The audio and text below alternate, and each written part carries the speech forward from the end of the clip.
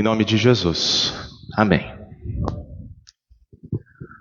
O texto do Evangelho de hoje traz uma das afirmações mais impactantes de Jesus e que ao longo dos séculos tem deixado muitas consciências preocupadas, quando não se tem uma explicação que leve em conta o contexto em que a afirmação foi dita. Qual que é essa afirmação? Aquele que blasfemar contra o Espírito Santo nunca terá perdão, visto que é réu de pecado eterno.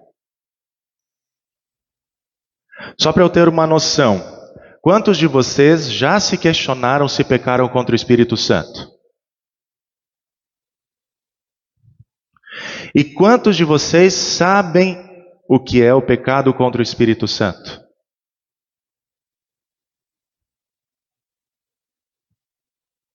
Para nós sabermos, precisamos olhar para o contexto em que a frase foi dita.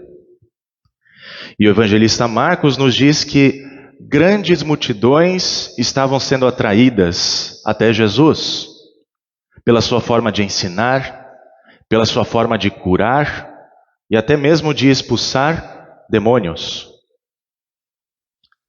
No entanto, quando Jesus foi para casa, seus familiares ouviram que a multidão que estava se formando novamente, agora perto da sua casa, não podia nem comer. Ou seja, estava faminta. E Jesus dá atenção à multidão, a tal ponto de os parentes de Jesus quererem trazê-lo de volta para casa, porque achavam que ele estava fora de si, por conta de tudo o que estava acontecendo. Enquanto seus parentes o consideravam louco, fora de si, os escribas tiveram uma conclusão muito pior. Ele está possuído por Belzebu. Ele expulsa os demônios pelo maioral dos demônios.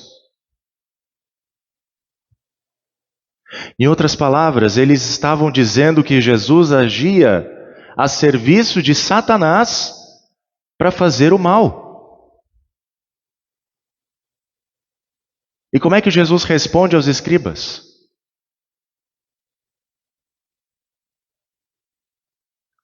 Como pode Satanás expulsar Satanás? Em outras palavras, por que Satanás agiria contra o seu próprio reino, o seu reino do mal, ao expulsar o demônio de uma pessoa que lhe causa mal? Não faz sentido, né? Assim, Jesus está mostrando que as suas obras, o seu ensino, as suas curas, vão exatamente de encontro às obras de Satanás. Enquanto Satanás tenta escravizar, tenta maltratar, oprimir, gerar dúvidas, gerar culpas, Jesus vem para fazer o oposto. Jesus vem para libertar. Jesus vem para tratar bem as pessoas, para tirar o peso da culpa delas, tirar o peso do pecado e ensinar sobre a vontade de Deus. Com isso, Jesus se utiliza de recursos retóricos para fazer com que os escribas percebam que se ele está fazendo essas coisas boas, então ele é mais forte do que o diabo, mais forte do que Satanás. Jesus é aquele que invade a casa do valente para amarrá-lo, como ele diz na sua parábola. Ou seja, ele invade o território do diabo para mostrar que com o seu poder Ele pode vencer o diabo.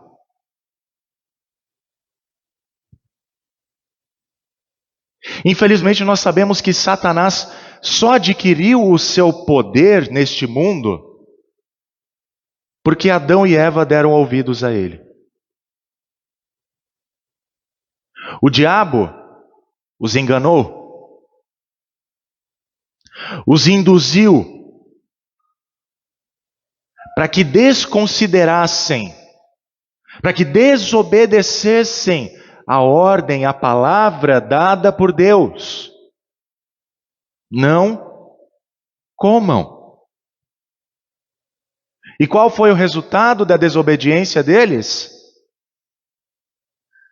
O ser humano agora tenta se esconder da presença do Senhor Deus. Como diz o salmista, mergulhados nas profundezas do pecado, cujo salário é a morte, o ser humano agora se encontra afastado de Deus. Tem a sua família dividida. Adão culpa a mulher que Deus lhe deu, transferindo a responsabilidade do seu ato para sua mulher e, em última instância, para Deus, que criou a sua mulher. E Eva, por sua vez, culpa a serpente.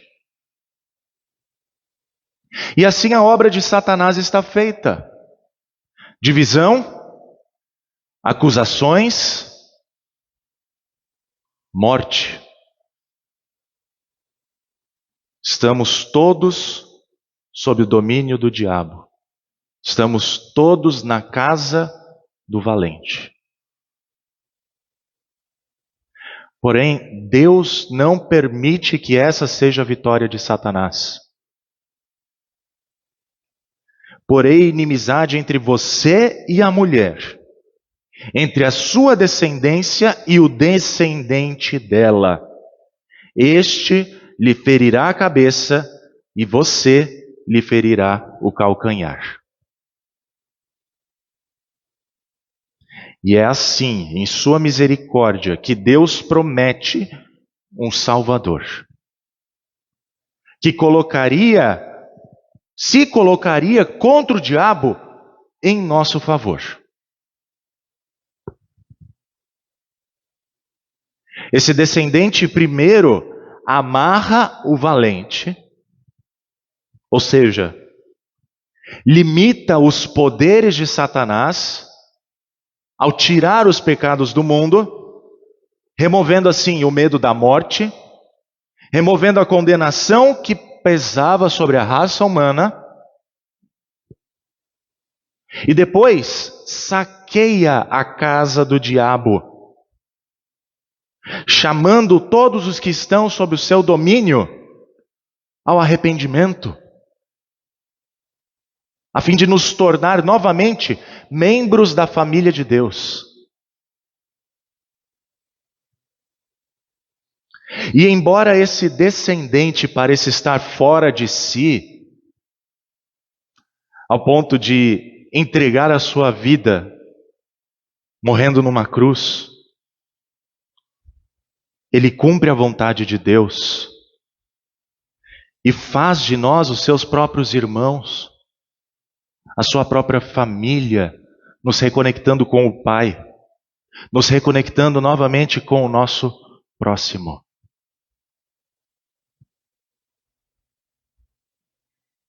Dessa forma, o ministério de Jesus é a prova que ele retira o poder de Satanás. O máximo que ele pode fazer é ferir o calcanhar de Jesus. Isso ele o fez na cruz. Mas a ressurreição de Jesus decreta de vez a derrota do diabo. Por isso, todos os que o ouvem e o confessam de todo o coração como Senhor e Salvador, recebem o perdão dos pecados que foi conquistado no Calvário. Jesus diz: em verdade lhes digo que tudo será perdoado aos filhos dos homens, os pecados e as blasfêmias que proferirem. Tudo será perdoado. E é aqui que entra a questão do pecado imperdoável. Aquele que blasfemar contra o Espírito Santo nunca terá perdão, visto que é réu de pecado eterno. O que nós aprendemos com o contexto?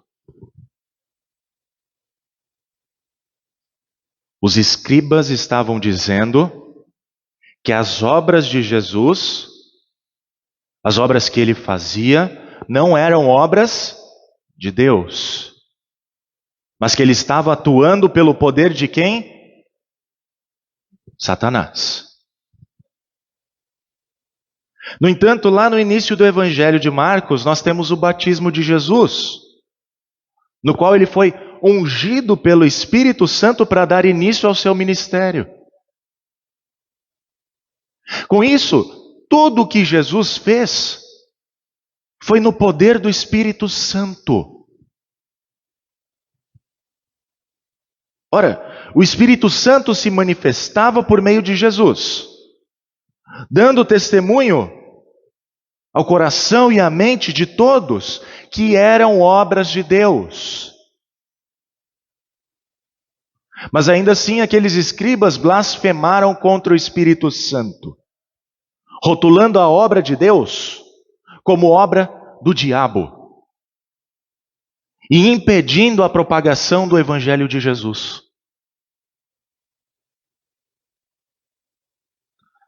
Assim, nenhum deles tinha desculpas de ignorância por não saberem o que estavam dizendo. Por isso, dentro do contexto, pecar contra o Espírito Santo é afirmar que o ministério, as obras de Jesus não estavam ligados ao Espírito Santo, no qual ele foi batizado, mas estavam ligados ao poder de Satanás. E mais, é se recusar a crer em Jesus como Messias e Salvador, rejeitando a obra do Espírito Santo de operar a fé em nossos corações. Como Santo Agostinho disse certa vez, pecar contra o Espírito Santo é a dureza perseverante de um coração impenitente. Por isso, o pecado imperdoável é a incredulidade. É não crer na obra de Jesus. O que torna impossível o arrependimento. Porque vai contra cada ação do Espírito Santo no sentido de converter o ser humano.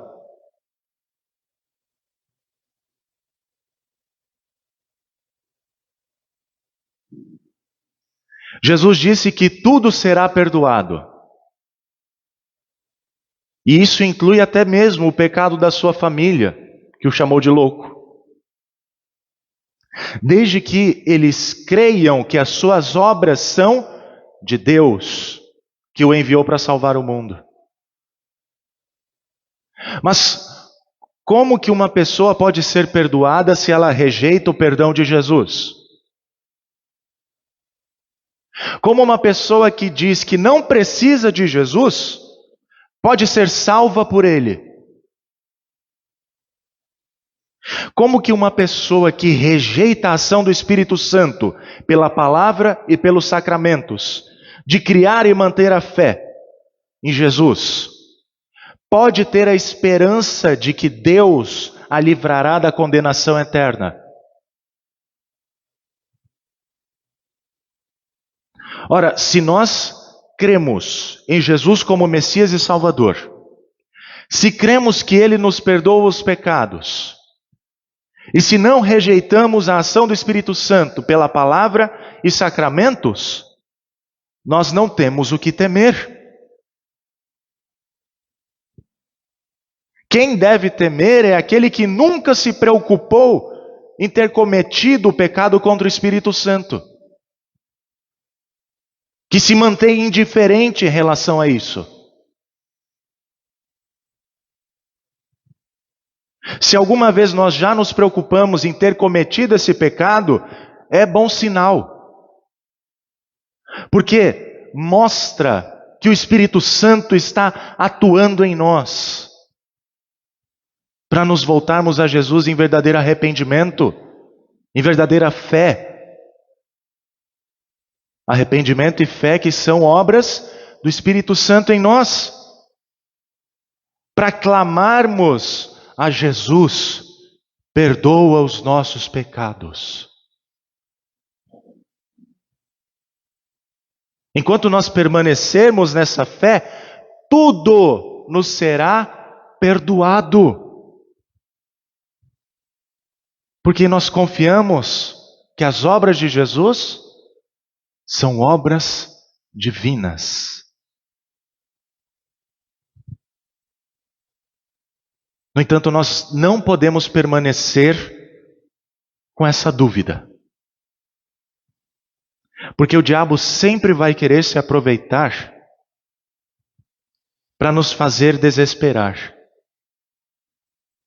para nos fazer desviar de Deus, como ele fez com os nossos pais lá no jardim, que se esconderam da presença de Deus.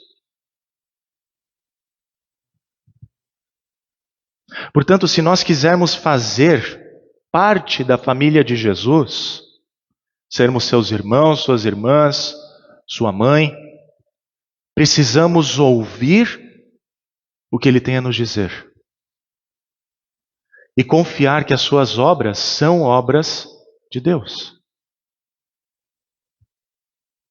Diferente do diabo que quer dividir a família, que quer jogar um contra o outro, afastá-la de Deus, como fez com Adão e Eva, Jesus quer reunir a família em torno de si, reunir a família em torno do seu perdão.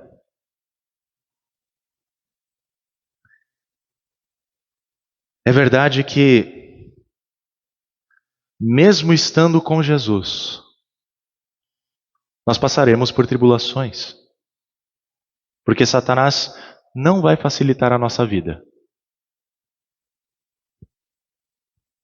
Ele quer que nós duvidemos das obras de Deus. Ele quer nos fazer ter medo da morte e achar que nós não podemos ser perdoados pelos pecados que cometemos. Mas o apóstolo Paulo nos lembra que as tribulações que aqui passamos são leves e momentâneas. E por isso, em vez de tentarmos nos esconder de Deus, nós podemos nos esconder em Deus,